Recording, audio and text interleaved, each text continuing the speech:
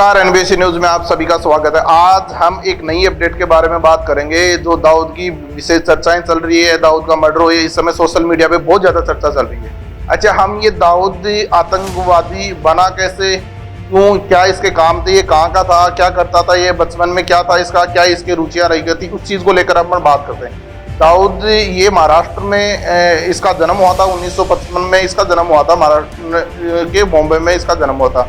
जब ये जन्म होने के बाद में इसके पिताजी पुलिस में थे, तो पुलिस में होने की वजह से ये फायदा, मतलब छोटी मोटी जहाँ चोरियां करना, ये चीजें, क्योंकि उसके पिताजी का उसको सहयोग मिल जाता था, उसको छुड़वा दिया करते थे पिताजी। जब भी ये छोटी मोटी घटना था, स्टार्टिंग में इसको छोटी मोटी चोरियां करने का काम इसने करना स्टार्ट किया। फिर जैसे जैसे इसकी घटनाएं बढ़ने लगी, तो उसके बाद में गोल्ड की तस्करी करने लगा, चांदी की तस्करी करने लगा, उसके बाद में चोरियां करने लगा।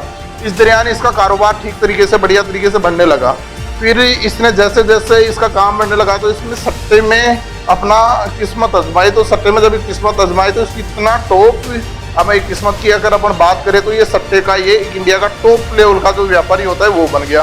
उसके बाद में जब पैसों की इनकम आने लगी, तो इसने क्या किया, रियल एस्टेट में अपना हाथ आजमाया। तो रियल एस्टेट में कई देशों में से, मतलब 44 देशों, 44 देशों में इसका इस चीज को लेकर, रियल एस्टेट को लेकर इसका कारोबार चलने लगा। जैसे होटल बनाना, बिल्डिंगें बनाना, किसी रेस्टोरेंट बनाना, पब बनाना, और जबकि इसके अलावा अनलीगली काम थे, इसके ब्लैक काम ही थे। वेश्यावृत्ति का बिजनेस इसके पास था। किसी का मर्डर कराना, किसी के मर्डर को लेकर सुपारियां लेना, या फिर किसी आतंकवादी गिरोह बना के कहीं बम विस्फोट करवाना, और ऐसी कई घटनाएं हैं जिन चीज को लेकर, जबकि इसके वास्तविक जो जितने भी अगर काम थे, अगर अपन काम की बात करें, तो इसके टोटल अनलीगल काम थे।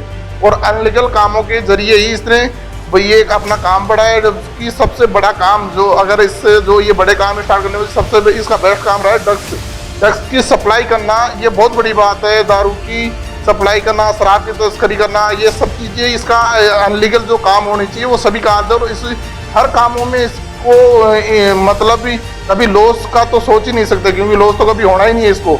तो इसकी एक सबसे खास बात थी कि ये एक बिजनेस कभी भी ये स्थायी रूप से नहीं करता था।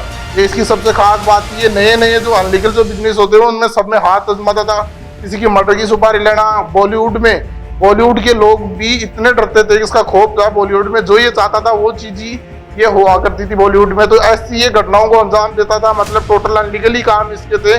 और इसके जो साथ वाले थे, उनसे इसके धीरे धीरे इसके गैंग का ग्रोथ होने लगी। गैंग की ग्रोथ होने के अब तो कम से कम भी 44 देशों में इसका कारोबार चल रहा है। आज अगर अपन इसकी नेट अगर वैल्यू की बात करें, इसके बाद कितना पैसा हो सकता है, तो 2015 में इसका सर्वे किया गया था। उस समय इसके पास 55 यानी 55,000 करोड़ की जो पैसे की वैल्यू बताई गई कि भाई इतना पैसा इसके पास अनलीगल पैसा है।